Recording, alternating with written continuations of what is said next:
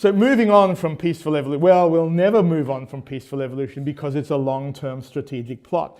And if you want to understand, say, and we'll get back to this maybe, but if you want to understand the Chinese People's Republic, and I don't say Chinese because to say Chinese is to presume that the Communist Party is the only form of Chineseness that there is, or that the People's Republic is the only form of Chineseness as there is, and it's not. Our whole centre here at the Australian Centre on China is set up to appreciate China, the Chinese world as a global, part of global civilization, and it doesn't belong to any political party or any particular country or geopolitical territory. It's a part of human civilization, just as the Chinese language and the rich and extraordinary literature and thought of the world of China is part of the human heritage.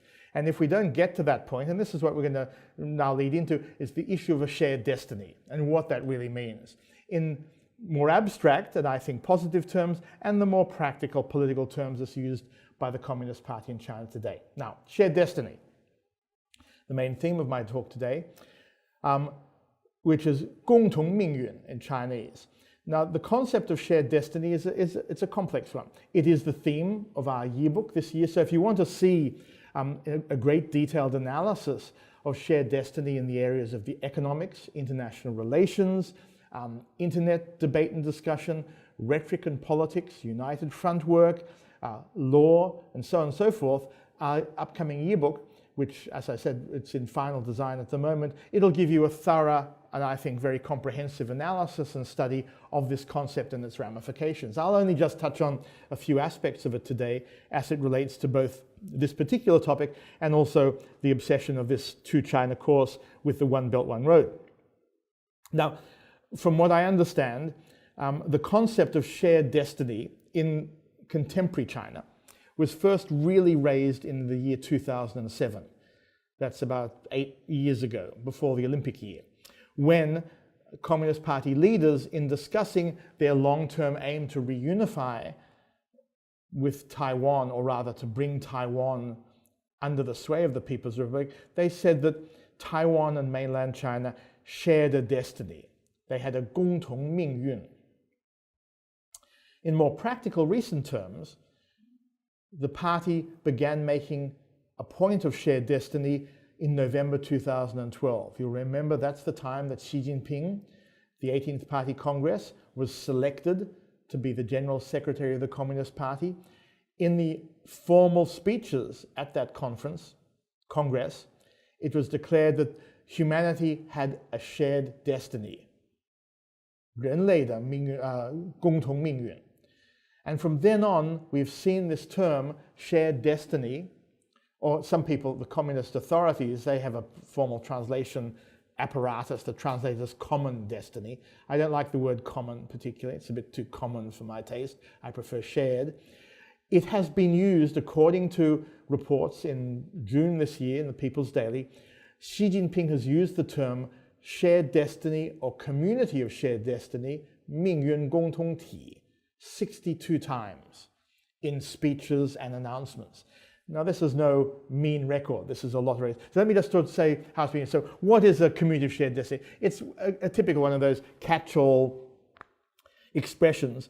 But as I said yesterday in my earlier lecture, formulating the right way of talking about things, coming up with the correct words, and encapsulating policy in useful catchphrases and slogans is one of the great arts of politics, be it in China or anywhere else. I mean, after all, the Americans had the pivot to Asia, the rebalance to Asia, the Trans-Pacific Partnership, blah-de-blah. Everyone's trying to come up with both conceptualizations and words that back up and formulate policy in a clear, persuasive, and utilitarian fashion. The shared destiny concept is one of these. Now, as I said, November 2012, it's mentioned in the Party Congress. March 2013, Xi Jinping on his first trip to Russia, his first official trip to Russia, and then later that month when visiting Africa, he says that China shares a destiny with Russia, and oh yes, and we share a destiny with Africa. Please note, two crucial trading entities. For China, crucial in terms of strategic and resource management. So even at that time, what was obviously, from my mind, a relatively not completely formulated concept was beginning to be used in speaking to leaders, first in Russia, then in Africa. Later that month, at the Boao meeting in Hainan, Xi Jinping again spoke of establishing a community of shared destiny. In August and September 2013, he addressing participants in the Southeast Asian Union, ASEAN, he said that China had with this area, Southeast Asia, it had a community of shared destiny. What was this community? It's summed up in the Chinese expression, it's summed up in the following way. It's one that 讲信修睦合作共赢守望相助心心相印开放包容. That's one of the formulations. Roughly in English, that means that it is a neighborly relationship that builds on cooperation and win-win economic outcomes. A relationship in which everybody looks after each other in a neighborly, positive fashion that leads to a mutual appreciation of each other's positions and views, and that is basically open and embracing of the other. All sounds so nice. As you know, political reality and China's behavior in Southeast Asia, South China Sea, would tend to make one think that rhetoric and reality don't always gel completely happily in China. I would argue, and as I will argue below, they get away with it a lot, as indeed do the Americans and others. After all, rhetoric and reality and behavior often don't match up. Again, the nature of politics itself, not just unique to China. In October 2013, about 23rd, 24th, Xi Jinping chaired a meeting of the Department of their Ministry of Foreign Affairs and other related organizations on what was called a discussion on peripheral diplomacy, i.e. diplomacy with the countries surrounding China.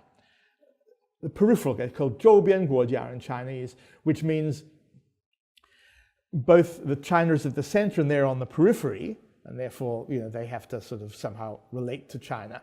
But also, it relates to the fact that China is surrounded by countries that can go through them. Mongolia, some of the stands, Korea, Japan is nearby, as you know, next door. Taiwan, not a country, but nonetheless just a neighbor. Vietnam, Cambodia, and Thailand is in this reign as well. Burma, Nepal, India, Afghanistan, Pakistan. Most of them can't stand the People's Republic of China. Most of them are a strategic problem for China and are worrisome in the extreme.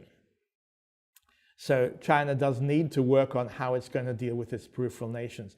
And it's obsessed with this and community of shared destiny for various reasons: economic, political, cultural, social, regional.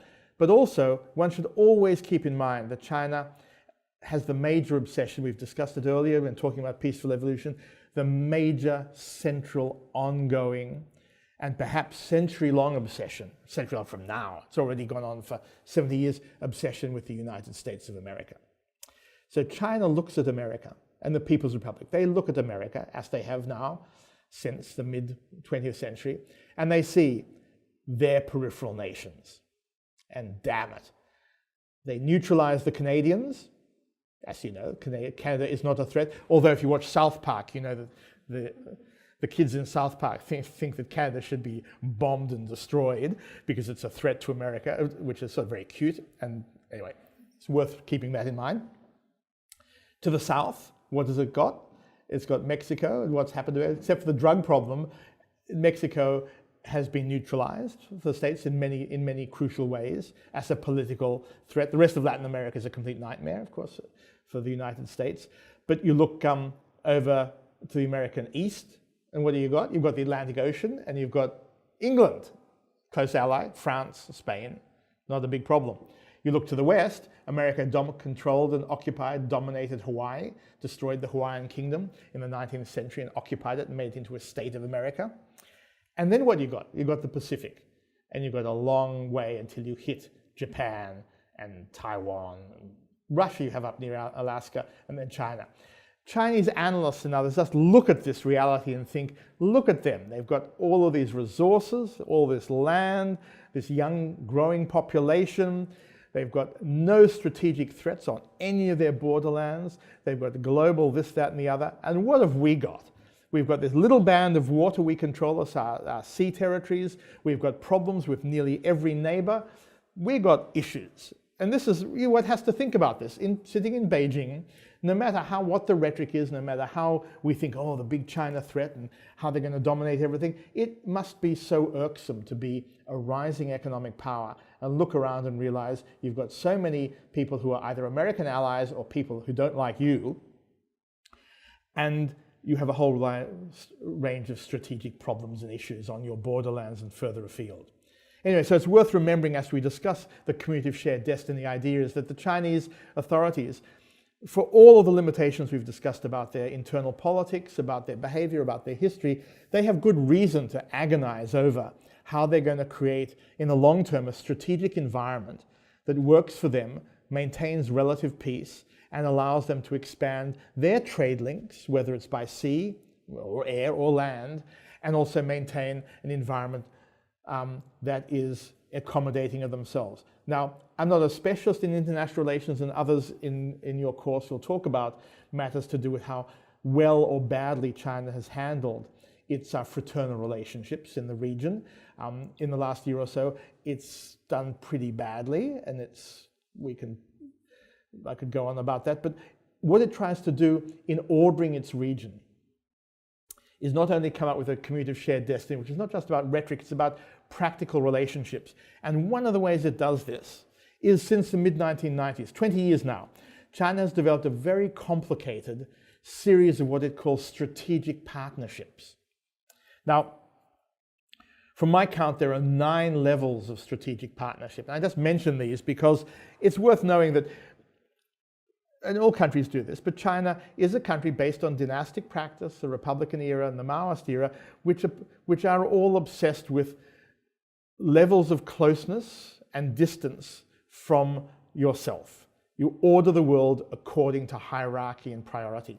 If you deal with Beijing bureaucrats or bureaucrats in any part of the Chinese government, you will know, over time, you will know every single level of bureaucratic behavior, every level that comes with a different title, a different allocation of funds, wages, different type of housing, different type of access to vehicles and cars and foods and luxury goods and opportunities and travel and so on and so forth.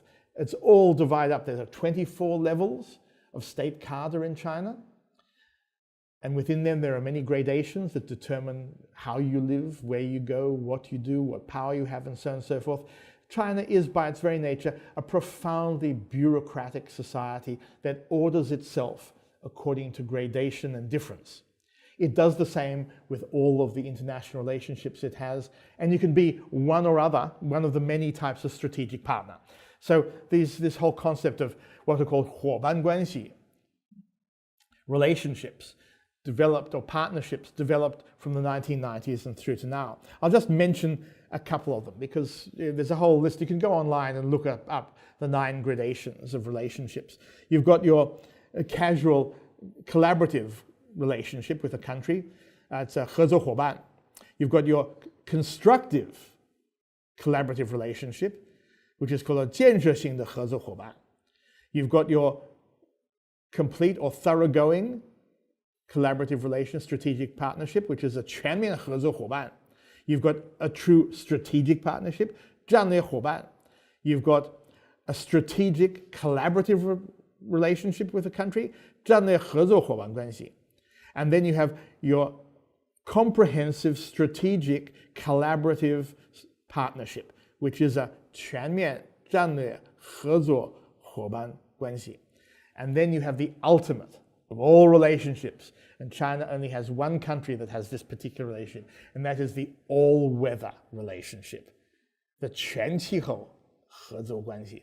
And that is China's relationship with Pakistan, which means no matter what happens, no matter how things go, in any terms with Pakistan, China needs a strong strategic relationship with Pakistan for access to the Indian Ocean, to counter India, to influence the stands, and to deal with terrorism.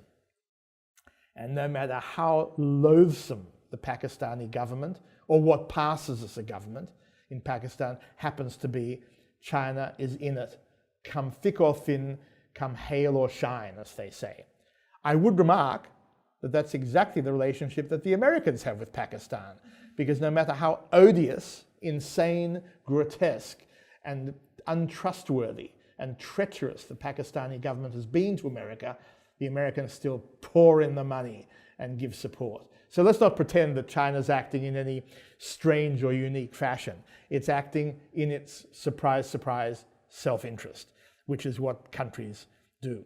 Anyway, I'd suggest you go online, you can look at the 9 levels of strategic partnership and which countries are in which relationship. What's cute about these types of ordering the world is that countries can go up in relationships. They can be kicked up a level. Australia last year went from being, I can't quite remember the formulation, sorry, I haven't checked it lately. It went from being a strategic partner to a strategic collaborative partner or something. Do you know what it is? It became a comprehensive strategic partner. 全面合作战略伙伴关系.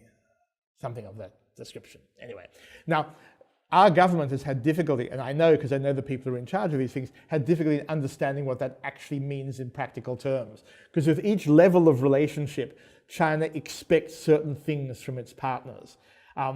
Anyway, these are wonderfully vague foreign affairs type issues, but they are of great interest and importance. I mention it today because when you talk about the community of shared destiny, which leads us into the One Belt, One Road, is trying to comprehend, and this is a very crude way of doing it, and just a shorthand for your amusement in this course, is that you have to try and understand how China, the People's Republic, officially orders the world, i.e. how it makes sense of its place in its region and how it makes sense of the rest of the world. And I would argue there are those in international relations research and fellows, many of your other lecturers, who are part of the global international relations industry that churns out all this stuff about rational actors and Westphalian systems and how China's fitting into the global institutionalized world of diplomacy in the post-Second World War, blah, blah, blah. All that, very nice. I encourage you all to take that terribly seriously. I know it's regarded as being, one of the most important areas for people to understand and appreciate. It's where most of the money goes in relation to people studying China is in international relations and economics, and it's also vital and crucial. However, I am of the opinion that apart from all of that formalistic international relations, IR, professionalized language, one also must make an effort, and a real effort, to understand how the official Chinese world speaks about and orders its reality. And it's just not the same as what you're going to get inside the Beltway in Washington, along the Champs-Elysees, or down in the center of London, or in Berlin, or even in Canberra. China actually has, the People's Republic, we've talked about its traditions, its background, the Marxist-Leninist, the Maoist background, the dynastic background. It has a long, complex history. It uses a language that's its own. It formulates its understanding of the world on the basis of both accepted international practice, as well as this concatenation of influences from past and present. As a powerful new economy and rising power, or risen power, if you would like to think of it that way, the People's Republic wants to formulate ways of thinking about the world that make sense to itself, that are grounded in its various traditions. And as I've said, our new sinology is interested in all of those traditions, and they are. Traditional Chinese thought, whether it's legalist or Confucian or even extreme Taoist or Buddhist, it's interested in dynastic Confucian thought. It's interested in ideas that bubbled up in the Republic of China. It's profoundly influenced by Marxist-Leninist thinking as it was funneled through or selected by Mao Zedong and his colleagues. It's influenced by the whole concatenation of ideas under the other leaders, Deng Xiaoping, Jiang Zemin, Hu Jintao, and now Xi Jinping. And to act as none of that matters and just think that China, the People's Republic, is going to speak about itself and act in the ways that just conform to so-called global, i.e. Western, post-19th century norms, is to, one, make a profound, grave error, and two, to basically misunderstand that there is such a thing as difference, that other civilizations and cultures can see the world in a radically different way. There's no better example at the moment than when we talk about ISIL, the Islamic State in Iraq and Syria. You might not like it. I mean, heavens, what's to like? However, the whole underpinning of what is happening in that part of the world, part of the violence and the grotesque new caliphate, is that it is part of a tradition of thinking about power, the secular world, religion, the nature of humanity and region in a way that is profoundly different from that one accepts in the nation-state world built up over the last few hundred years, post-Enlightenment and after the Industrial Revolution. You just have to face the fact that there are different ways of seeing the world, whether you like it or not. And I would argue that the Chinese People's Republic is now more conscious than ever of wanting to be both a global participant, but also a participant that articulates itself in its own way and wants the world to accommodate it on every single level. And one can say, in terms of its economic heft, in terms of the radical transformation of Chinese society through the economic reforms, no matter how negative some of those reforms have been, the Chinese have every right to make such demands and to expect that to happen.